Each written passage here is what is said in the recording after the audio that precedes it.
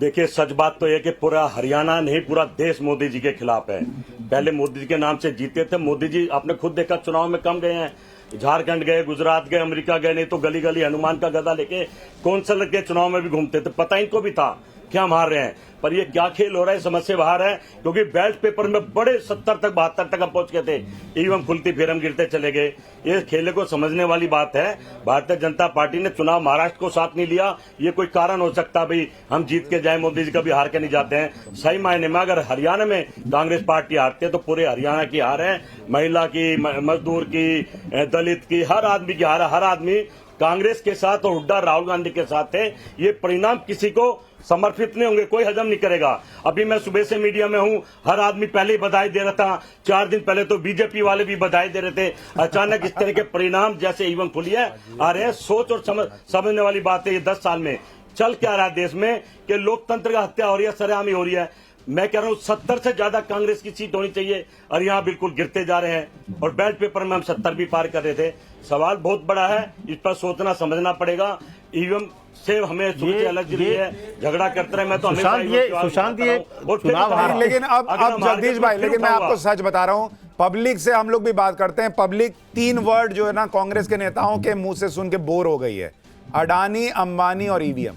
ये 3 सुन के लोग पक गए सर। ये छोड़ दीजिए इसको। हाँ, मैंने चुनाव जहां जीतेंगे वहां पर आपका ईवीएम अभी आप कश्मीर में आपका गठबंधन 48 है। इस बात को समझ लीजिए आप। नहीं जगदीश भाई, कश्मीर में आपका गठबंधन 48 है तो वहां लोकतंत्र की हत्या नहीं हो रही है। तो लोकतंत्र ईवीएम की जीत है, लोकतंत्र की हार है। अरे पर सर ईवीएम कश्मीर में ठीक काम कर रहा है, हरियाणा में गड़बड़ हो गया सर। अखिलेश जी ने कहा, जगदीश जी ईवीएम कश्मीर में ठीक है, वहां आपकी 47 सीटें हैं। ये तो खेला करिए। कश्मीर में बीजेपी है कहाँ? कश्मीर में बीजेपी है कहाँ? अरे बात तो जब ईवीएम सेट करना रहेगा तो कहीं भी करेंगे आ जाएगी भाई। और ये क्या बात है? देखिए जगदीश भाई, ऐसा नहीं होता है ना कि आप अपनी सुविधा से सही तय करें। गीत गा रहे थे कांग्रेस के, बहुमत का आंकड़ा पार कर लिया, अचानक क्या हो गया? कहीं ना कहीं मैं कह रहा हूं इस बात को समझिए। आप सब बुद्धिजीवी बैठे हैं, लोकतंत्र का मजाक मत उड़ाइए। जगदीश भाई, आपके साथ दिक्कत क्या है कि सुबह बहुत जल्दी आप जीत मान लेते हैं, तुरंत आप हार मान ले रहे हैं। अभी तो चल रहा है ईवीएम भाई, अभी तो जांच, अभी तो नंबर्स काउंट हो रहे हैं। आप इतना, हम जनता के बीच में हैं, हम जनता के बीच में हैं। अगर इस तरह के आंकड़े आएंगे, ये आंकड़े भी नहीं आने चाहिए।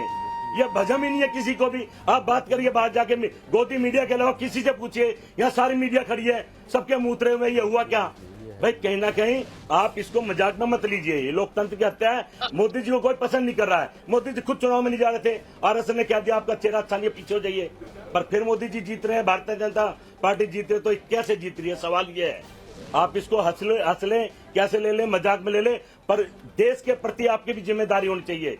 ऐसा चल नहीं रहा है। मोदी की गारंटी कहां डीजल पेट्रोल कम होगा, कहां 2 करोड़ नौकरी दे रही, महिला बेटी रोज इज्जत उल्टी जा रही है, पहलवान बेटों के साथ अत्याचार हो रहा है। इस पर आप बताइए ना, कहां मोदी की गारंटी काम कर रही है? ठीक है जगदीश भाई, ईवीएम खराब है, अब इससे ज्यादा क्या बोले? ठीक है, रहने दीजिए, खत्म हो गया मामला। एक लाइन में ईवीएम खराब है, जीतेंगे तो भी ईवीएम हटाएंगे। मैं ये कहना चाहता हूँ, ईवीएम वाकई खराब है। हाँ तो ईवीएम खराब है, अब हो गया खत्म, इसमें कहानी खत्म हो गई। फिर आपसे कुछ पूछने को ही नहीं बचा। 60 पे नीचे जा रहे हैं, फिनिश, टाटा, खत्म, बाय बाय, हो गया, ईवीएम खत्म। मेरे से पहले मोदी जी शोर मचा रहे थे। अरे सर, अगर मोदी जी ने कब बोला ईवीएम खराब है, बताइए मुझे। नाम देकर ठप्पा।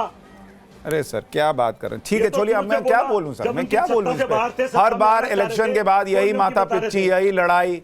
सच मायने में जगदीश भाई मैं क्या बोलूं सर, मेरे पास कुछ नहीं है शब्द। अब बार बार फैक्ट्स और फिगर्स रख रख के हम लोग भी थक गए, लोग क्यों वोट दें? थक गए, अब नहीं होता है सर, जाने दीजिए, छोड़िए। बताइए ना, क्या आप खुद देखिए ना, कुमारी शैलजा हंस रही हैं, बैठ गया मजदूर, क्या फुटपाथ। एक बार अनिल विज कुछ कह रहे हैं, वो सुनिए, क्या बोलूं? तो कुमारी शैलजा जी हंसेंगे। कांग्रेस को हरियाणा की जनता अच्छी तरह सबक सिखाती नजर आ रही है। ये सवेरे सवेरे इन्होंने झूठ की दुकान खोली थी और वहाँ से नकली पानी, नकली बिस्कुट निकल रहे थे और नकली जलेबियाँ निकल रही थी। तो अब वो जो नकली चीज़ होती है, अगर किसी को नकली जूता पहना दो तो घर जाते जाते वो फट जाता है। अब वो फट चुका है और अब असलियत सामने आ गई है। और आप देखेंगे कि शाम तक जैसे जैसे राउंड बढ़ते जाएंगे वैसे वैसे पर ये गैप और बढ़ता चला जाएगा। सर, पर कांग्रेस ने तो ऑलरेडी सेलिब्रेशन शुरू करे हुए थे। अब भाग गए वो, वो वही सेलिब्रेट कर रहे थे जो कांग्रेस के अंदर भी चाहते थे हुड्डा हारे। बहुत सारे लोग थे, मैंने शक्लें जानता हूं मैं उनकी, मैंने देखा उनको, वही पटाखे बजा रहे थे कि हुड्डा हार रहा, हुड्डा हार रहा, हुड्डा हार रहा।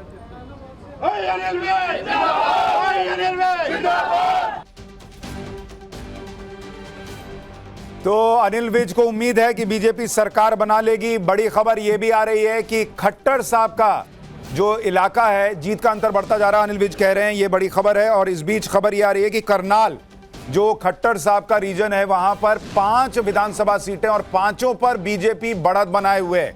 यानी मनोहर लाल खट्टर को लेकर बड़ी नाराजगी का जो बातें थी वो कम से कम करनाल में नहीं दिख रही। वहां 5 विधानसभा सीटों पर बीजेपी आगे चल रही है। फिरोजपुर, जिरका और पुन्हाना जो मुस्लिम डोमिनेटेड सीटें हैं, वहां पर भी बीजेपी आगे चल रही है। और बीजेपी ने वहां पर मुस्लिम कैंडिडेट उतारा था, जिसका फायदा लग रहा है बीजेपी को मिल रहा है।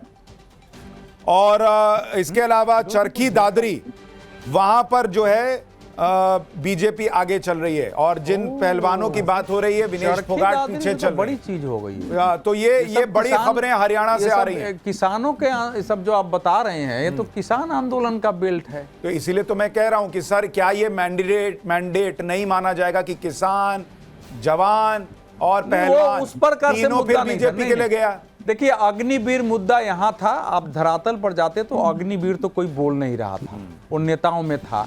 किसानों का मुद्दा जो है वो अंबाला, उसके आसपास लोगों ने जरूर थोड़ा उठाया था, वो तो बात अलग है। हरियाणा के चुनाव के मुद्दे अब जो मुझे लग रहा है कि दलितों में जो क्लासिफिकेशन का मामला था, मतलब कांग्रेस को जो आरक्षण खत्म हो जाएगा, संविधान खत्म हो जाएगा, इसके नाम पर लोकसभा में इन ब्लॉक जो दलितों का वोट गया था ना, वो अब ब्रेक किया है। उमाकांत लखेरा जी, क्या ये किसान, जवान, पहलवान तीनों बीजेपी के साथ है, हरियाणा में दिख रहा है? देखिए, जो जमीनी हकीकत थी और जनरल परसेप्शन था, हरियाणा से ग्राउंड रिपोर्ट्स थी, किसी ग्राउंड रिपोर्ट्स ने ये नहीं बताया कि बीजेपी जीत रही है। इवन पॉलिस्टर्स ने भी नहीं बताया, जितने 5-6 एजेंसीज के सर्वे हुए हैं। और जवान जो अग्निवीर का मुद्दा था, ये मुद्दा ग्राउंड पर था, जमीन पर था। 5-6 जिले हैं हरियाणा के जहां पर अग्नि सेना में भर्तियां होती हैं। झज्जर हुआ, महेंद्रगढ़ हुआ, कई जिले हैं 5-6। तो कहानी ये है कि ये मुद्दा था वहां पर। और रेवाड़ी में तो मोदी जी ने जब पताका पहनाई थी 2013 में, तो 14 में, तो वहाँ उन्होंने ये बड़ी भारी रैली पूर्व सैनिकों की हुई थी। तो ये बड़ा मुद्दा था वहाँ पर। और अभी भी मैं ये कह रहा हूँ कि किसानों में नाराजगी थी। 700 से ज्यादा किसान मरे, आंदोलन के दौरान मरे, बीमारी से या तो जो भी कारण हुए, दुर्घटना से। तो मैं ये कह रहा हूं, देखिए भाई जो नाराजगी हो वो तो कम से कम आंकड़ों में नहीं दिख रही। डोडा में आम आदमी पार्टी आगे, जम्मू कश्मीर में नवमान शर्मा आपके लिए खुशखबरी लेकर आया हूं। जम्मू कश्मीर में डोडा में आम आदमी पार्टी आगे हो गई है पूरे। अभी इन दोनों जगहों पर रुझानों में पहली बार आम आदमी पार्टी के आगे होने की खबर है।